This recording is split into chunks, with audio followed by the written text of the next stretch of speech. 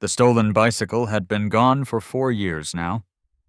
Cassius Clay no longer thought about it every day, but on certain mornings when the gym felt too quiet, or when he saw a kid riding down West Chestnut Street with the same reckless joy he once had, it came back to him. Not the bike itself, the rage, the emptiness, the helplessness of being 12 years old and realizing that the world could take something from you and walk away laughing. Joe Martin had been there that day, a police officer who ran a boxing program out of a cramped Louisville gym. Martin had listened to the boy's fury, his trembling promise to whup whoever stole his bike, and said something that sounded almost bored. "You better learn how to fight first." That was 1954. Now it was 1960, and Cassius Clay could fight. He had won the Golden Gloves twice. The National AAU title. Over 100 amateur bouts, most of them finished before the third round. His hands were fast, unnaturally fast, and his footwork made seasoned trainers shake their heads in disbelief. He didn't move like a light heavyweight. He moved like something the sport hadn't yet figured out how to name. But speed wasn't enough. Not for the Olympics. The Olympic trials were more than fights. They were examinations. Tests of character, conditioning, composure under pressure. Cassius knew that other fighters, slower, heavier, more predictable, had advantages he didn't. They came from established programs. They had sponsors. They shook hands with the right people at the right banquets, smiled for the right cameras, spoke in the measured tones that selection committees trusted. Cassius didn't do any of that. He talked. Constantly. In the locker room, in the training hall, even in the cafeteria where fighters were supposed to keep their heads down and eat in silence. He told anyone who would listen, and plenty who wouldn't, that he was the fastest, the prettiest, the best fighter anyone had ever seen. Some thought it was confidence. Others thought it was a mask. Joe Martin knew it was fear. "You don't gotta prove nothin' to them," Martin told him one night, weeks before the trials. They were alone in the gym, the only sound the rhythmic slap of Cassius's gloves against the speed bag. "You just gotta fight." Cassius didn't stop. Didn't look at his coach. Just kept hitting the bag in a blur of motion that made it seem like the leather was suspended in air, vibrating under invisible hands. "They already decided," Cassius said quietly. "Before I even throw a punch, they already know who they want." Martin said nothing. Because the kid wasn't wrong. The selection process wasn't just about who could win. It was about who could be controlled. Who could represent America on a global stage without causing problems, without asking uncomfortable questions, without reminding the world that the country sending them had laws that said they couldn't drink from the same water fountains as the people cheering for them. Cassius knew all of this, and yet he kept training, because the ring had rules. And in the ring, if you were fast enough, if you could make your opponent miss, make the judges lean forward, make the crowd forget everything except what was happening in front of them, you could win. It didn't matter who you were before you climbed through the ropes. It only mattered what you did once you were inside. The trials took place in San Francisco, in a drafty arena that smelled like old cigar smoke and decades of sweat. Cassius arrived with a duffel bag Martin had packed for him, a thermos of water, and a photo of his family folded inside his shoe, a superstition he'd never explained to anyone. He watched the other fighters, studied them. There was Alan Hudson from New York. Thick-shouldered, patient, the kind of fighter who walked forward no matter how many punches landed on him. There was Jimmy Rosette from Detroit, who moved like a middleweight but hit like a truck. There were Ivy League college boys with perfect amateur records and polished techniques, and there were street fighters from Philadelphia and Chicago who'd learned to box the same way Cassius had, out of necessity, out of anger, out of a belief that the ring was the only place where fairness existed. Cassius fought 3 times in 5 days. The first fight was easy. A nervous kid from Oregon who telegraphed every punch and backed up every time Cassius moved forward. It was over in 2 rounds. The second fight was harder. His opponent was a southpaw from Texas named Billy Daniels. Calm, technical, impossibly patient. He didn't chase, didn't rush. Just waited for Cassius to make a mistake, then countered with sharp, measured punches that landed more often than they should have. By the 3rd round, Cassius could feel his rhythm breaking. He was throwing too many punches, moving too much, trying to impress judges who weren't impressed. Daniels just kept walking forward, slipping jabs, timing his counters, making Cassius look reckless. And then, in the final minute of the final round, something shifted. Cassius stopped trying to prove he was fast. He just fought. He planted his feet. Let Daniels come to him, and when the southpaw threw his right jab, sharp, clean, exactly where it had landed a dozen times before, Cassius wasn't there. He'd already slipped left, already countered with a hook that snapped Daniels's head back, already followed with a straight right that sent the Texan stumbling into the ropes. The crowd roared. The judges scribbled notes. And when the decision was announced, unanimous for Clay, Cassius didn't celebrate.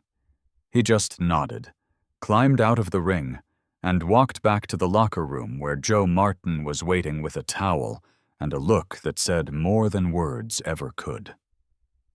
"Good," Martin said simply. Cassius sat down on the bench, breathing hard, hands still wrapped. "You think they'll pick me?" Martin didn't answer right away.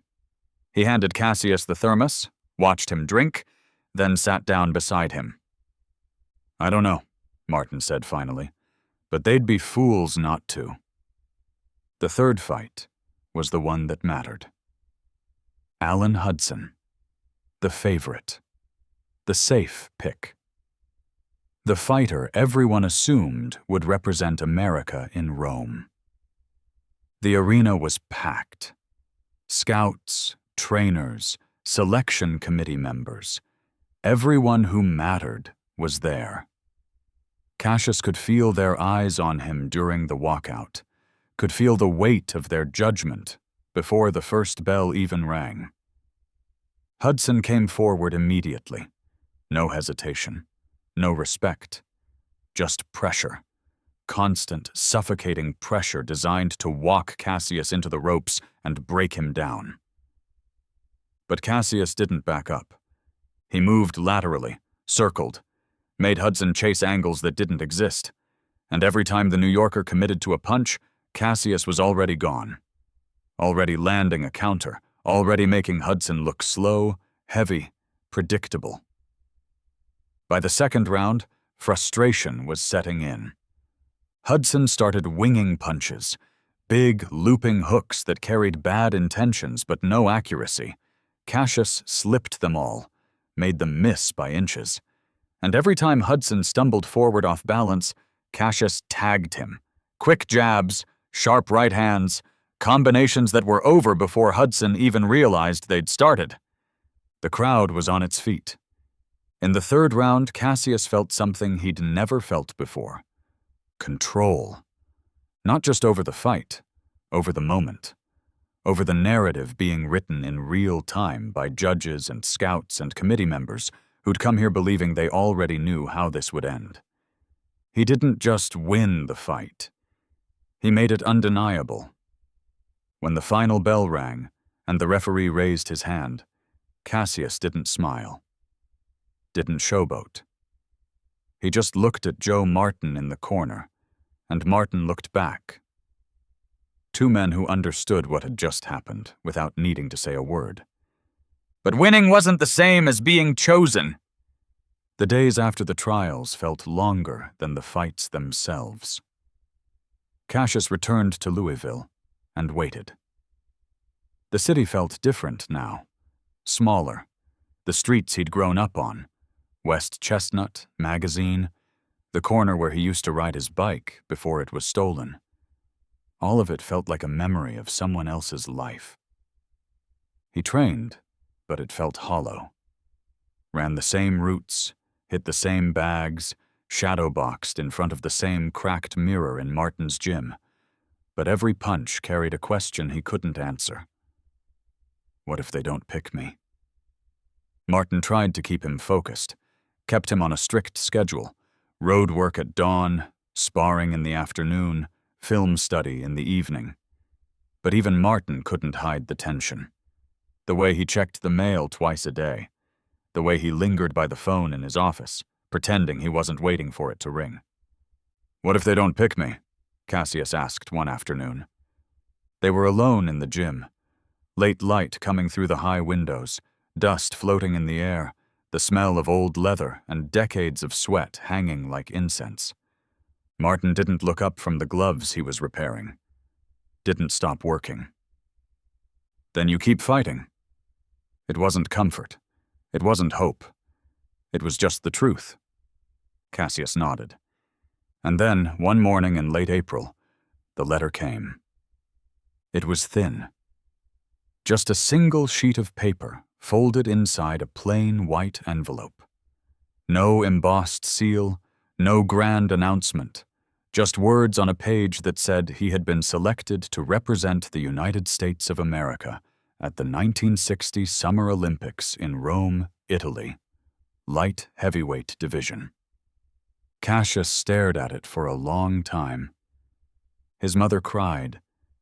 Quiet, grateful tears that she tried to hide but couldn't. His father smiled in a way Cassius had never seen before, not proud exactly, but relieved, as if something heavy had finally been set down. His younger brother Rudy kept asking if it was real, if Cassius was really going to Rome, if he was really going to fight for the whole country. But Cassius didn't feel what he thought he would feel. He felt the weight. He thought about the stolen bicycle, about the 12-year-old kid who walked into Joe Martin's gym with nothing but rage and a promise. About every fight since then, every round, every punch thrown in sweaty basements and half-empty arenas where nobody cared who won. And now they cared. Now he was going to step into a ring on the other side of the world, wearing the flag of a country that had never quite known what to do with him. A country where he couldn't eat in certain restaurants, couldn't stay in certain hotels, couldn't walk down certain streets without being reminded that his skin made him suspect. But he was going anyway, because the ring had rules. That night, Cassius went to the gym alone. He didn't tell anyone he was going, didn't call Martin. Just walked through the quiet Louisville streets as the sun set, past corner stores and bus stops and houses where families were sitting down to dinner, and pushed open the heavy door of the gym that had become more home than his actual home. He didn't turn on all the lights, just one bulb above the heavy bag. The rest of the gym disappeared into shadow. Rows of empty benches, silent ropes, the faint smell of sweat and leather that never quite left the air. He wrapped his hands slowly, carefully, the way Martin had taught him 6 years ago, when he was just a kid who didn't know how to make a fist without breaking his thumb. And then he hit the bag. Not hard, not fast. Just steady, rhythmic. Each punch a conversation with himself, a reminder that this wasn't the end. This was the beginning. He didn't know what would happen in Rome.